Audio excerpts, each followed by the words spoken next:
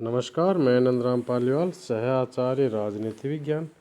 आज इस वीडियो में हम स्वामी दयानंद सरस्वती के चिंतन में राष्ट्रवादी तत्वों के बारे में चर्चा करेंगे कि उनके चिंतन में राष्ट्रवादी तत्व कौन कौन से हैं। दयानंद ने अपने चिंतन में भारतीय संस्कृति के गौरव और भारतीय अस्मिता का शंखनाद करके भारतीय राष्ट्रवाद को वैचारिक संबल प्रदान किया। उन्होंने वेदों की ओर लौटने का आह्वान करके भारतीय जनमानस में भारतीयता के प्रति गौरव के भाव का संचार किया। उन्होंने सामाजिक जीवन में विद्यमान कुरीतियों, अंधविश्वासों और विघटनकारी प्रवृत्तियों का विरोध कर भारतीय समाज को जागरूक बनाने और उसे एकता के सूत्र में बांधने में निर्णायक भूमिका निभाई। दयानंद के चिंतन में अंतर्निहित राष्ट्रवादी तत्वों को निम्न बिंदुओं के अंतर्गत हम समझ सकते हैं, जैसे कि आपकी स्क्रीन में दिख रहा है। पहला, भारतीय गरिमा का उद्घोष। दयानंद ने ऐसे समय में अपने विचारों का प्रतिपादन किया जब भारत राजनीतिक दृष्टि से विदेशी सत्ता के अधीन था। भारतीय जनता पर विदेशी आधिपत्य का प्रभाव राजनीतिक पराधीनता तक सीमित नहीं था। विदेशी आधिपत्य के कारण भारतीय जनमानस धार्मिक, सांस्कृतिक व सामाजिक सभी संदर्भों में आत्महीनता और पराधीनता के भावों से ग्रसित था। समाज में अनेक कुरीतियों और अंधविश्वास प्रचलित थे। भारतीयों में यह भाव उत्पन्न किया जा रहा था कि बौद्धिक, सामाजिक व सांस्कृतिक सभी दृष्टि से ब्रिटिश लोग भारतीयों की तुलना में श्रेष्ठ थे। उस समय जिन प्रबुद्ध व्यक्तियों ने समाज सुधारों तब भारतीय जनता में शिक्षा के प्रचार प्रसार की आवश्यकता अनुभव की, वे सभी प्राय समाज सुधार की प्रेरणाएं पश्चिमी सभ्यता और जीवन मूल्यों से ग्रहण कर रहे थे। दयानंद ने वैदिक ज्ञान और वैदिक मूल्यों की सर्वोच्चता और उत्कृष्टता का उद्घोष करके भारतीयों में अपने गौरवमय अतीत और समृद्ध सांस्कृतिक विरासत के प्रति अभिमान का भाव जागृत किया। वेदों और अन्य भारतीय गौरव ग्रंथों की प्रामाणिक और वैज्ञानिक व्याख्या करके दयानंद ने भारतीय जनता को यह मार्ग सुझाया कि अंधविश्वासों, असमानताओं और रूढ़ियों से मुक्त तथा उदार मानवीय मूल्यों पर आधारित सामाजिक व्यवस्था की स्थापना तथा लोकतांत्रिक आदर्श और जन कल्याण से प्रेरित राजनीतिक प्रणाली के लिए भारतीयों को विदेशों से प्रेरणाएं प्राप्त करने की आवश्यकता नहीं है, अपितु चिंतन, मूल्यों व ज्ञान की भारतीय विरासत के प्रति जागरूक और समर्पित होकर भारतीय जनता अपने खोए हुए आत्मगौरव को पुनः अर्जित कर सकती है। दयानंद ने स्पष्ट शब्दों में घोषणा की कि भारत की पराधीनता का मुख्य कारण यह है कि भारतीय जनता ने वेदों में प्रतिपादित जीवन मूल्यों और आचरण के नियमों की उपेक्षा करनी प्रारंभ कर दी। उनके अनुसार वेदोक्त जीवन पद्धति से हटकर भारतीय लोग चारित्रिक पतन के मार्ग पर चल पड़े।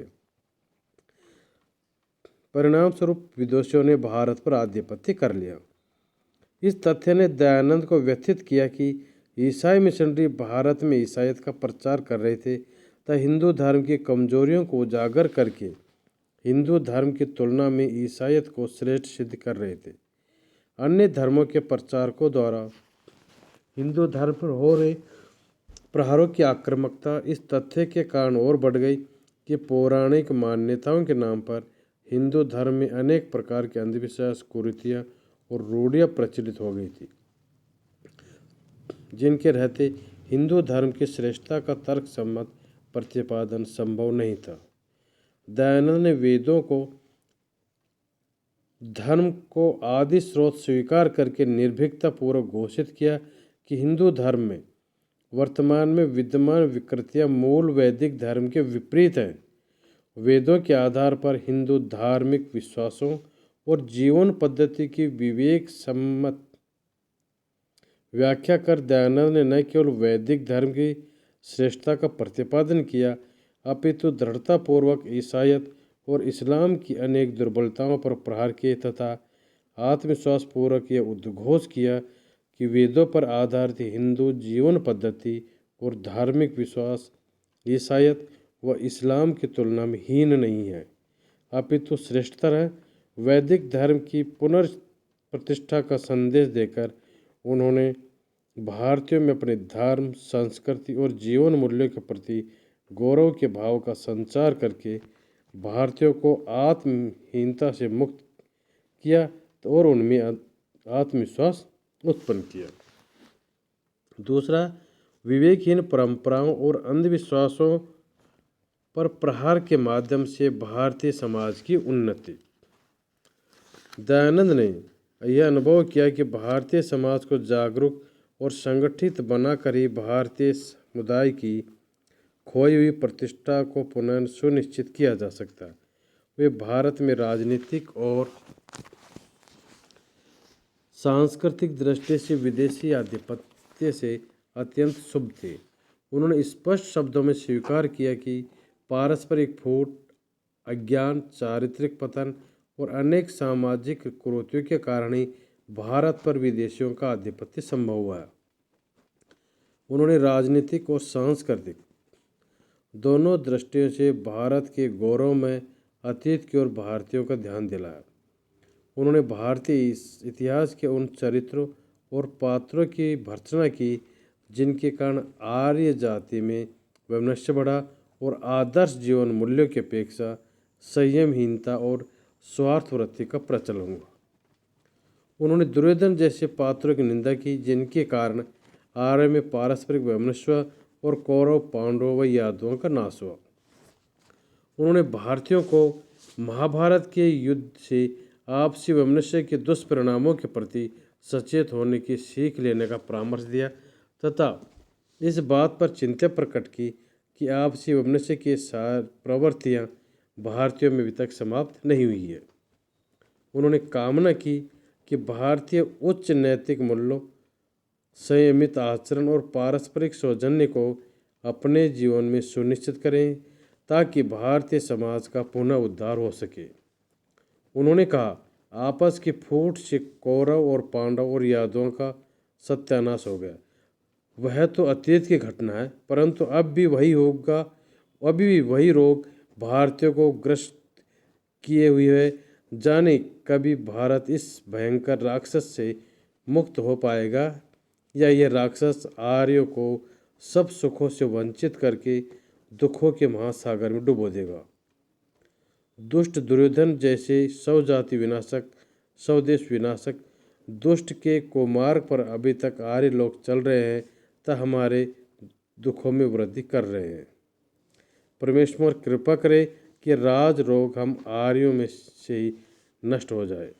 उन्होंने भारतीय समाज में फैले अनेक अंधविश्वासों और कुरीतियों जैसे अस्पृश्यता, विधवा विवाह का निषेध, बाल विवाह, स्त्रियों की शिक्षा और उनकी स्वतंत्रता का निषेध, विदेश यात्रा निषेध आदि का दृढ़तापूर्वक विरोध किया तथा ये घोषणा की कि जब तक समाज में से इन कुरीतियों का निवारण करके भारत में समाज के सदस्यों के माध्य समानता को स्वीकार नहीं किया जाएगा तथा स्त्रियों और शूद्रों को शिक्षा व आत्मोन्नति के अवसर प्रदान नहीं किए जाएंगे, तब तक भारत का उत्थान संभव नहीं होगा।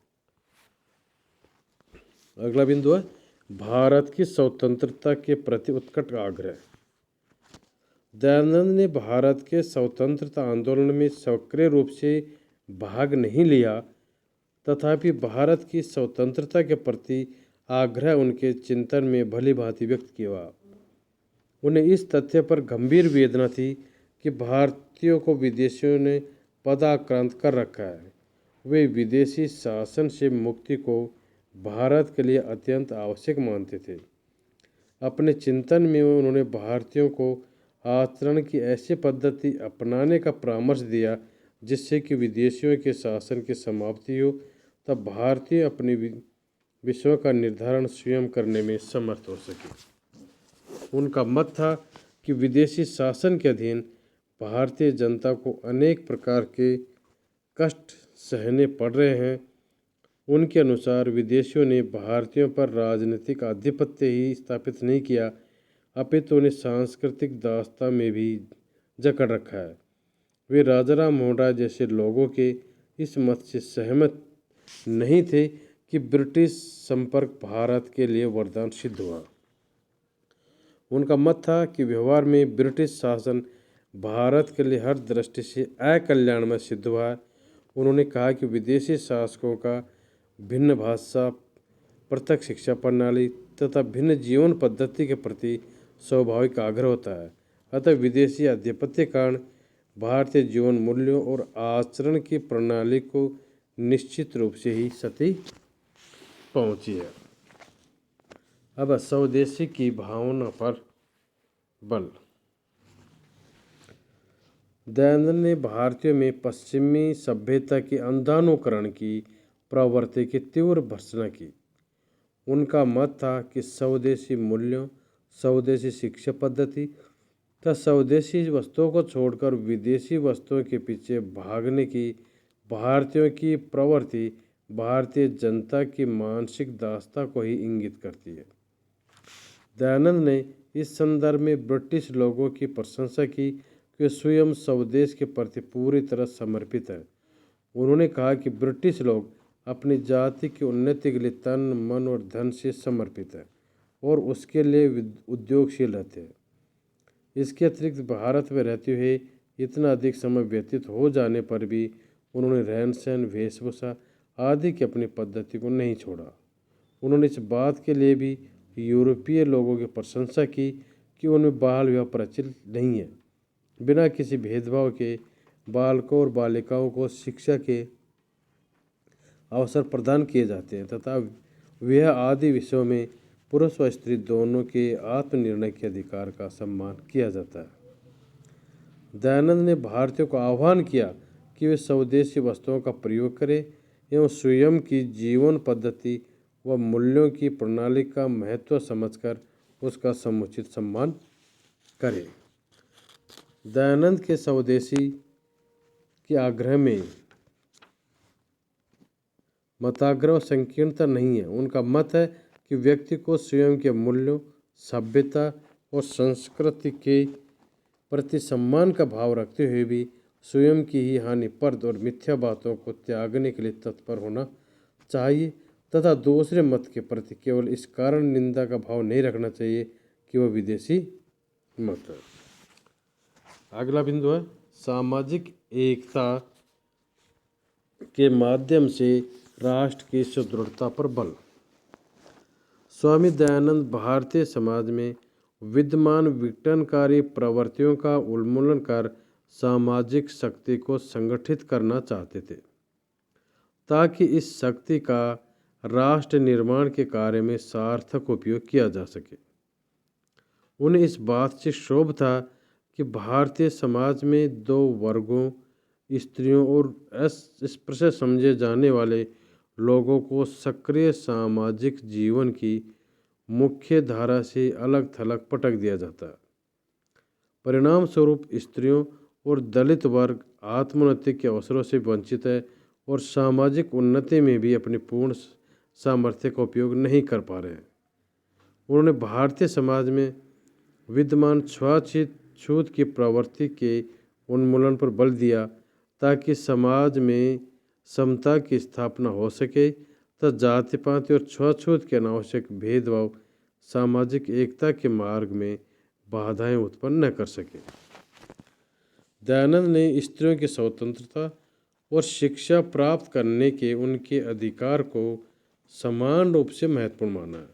उनका मत था कि स्त्रियों को शिक्षा से वंचित करके भारतीय समाज ने स्त्रियों का ही अहित नहीं किया, अपितु समाज के एक महत्वपूर्ण वर्ग की क्षमताओं में शिक्षा के माध्यम से होने वाली वृद्धि को रोककर समाज का भी गंभीर अहित किया है। अब अगला भारतीयों में निर्भीकता और चारित्रिक दृढ़ता के विकास पर बल। दयानंद का मत था कि निर्भीक और चरित्रवान नागरिक ही एक सुदृढ़ राष्ट्र का आधार बन सकते हैं।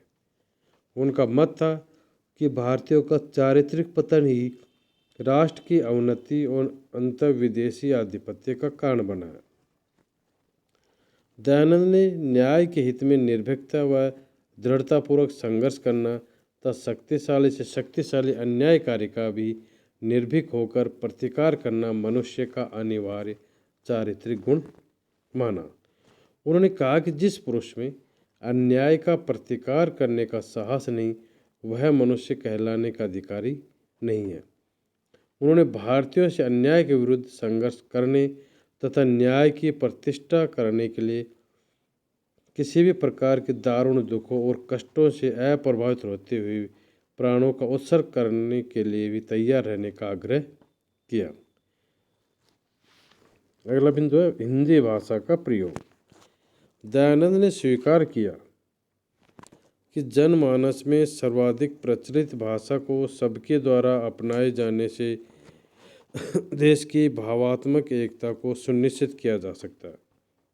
इसलिए स्वयं की मातृभाषा गुजराती होते हुए भी तथा संस्कृत के प्रकांड विद्वान होते हुए भी उन्होंने अपने अपने व्याख्यानों और संदेशों को देश के कोने कोने में पहुंचाने के लिए हिंदी भाषा का प्रयोग किया। उन्होंने सत्यार्थ प्रकाश सहित अपने महत्वपूर्ण ग्रंथों की रचना सरल हिंदी भाषा में ही की थी। इस प्रकार से इस वचन से स्पष्ट है कि दयानंद ने सूत्रबद्ध रूप में राष्ट्रवाद का उद्घोष न करते हुए भी अपने विचारों के राष्ट्रवादी स्वर को प्रखर अभिव्यक्ति दी। आर्य समाज जैसी संस्था की स्थापना के द्वारा उन्होंने देश में धार्मिक, सामाजिक, चारित्रिक और मानसिक सुधारों के माध्यम से भारतीय राष्ट्रवाद के विकास में संगठित व संस्थागत प्रयत्नों का भी सूत्रपात किया।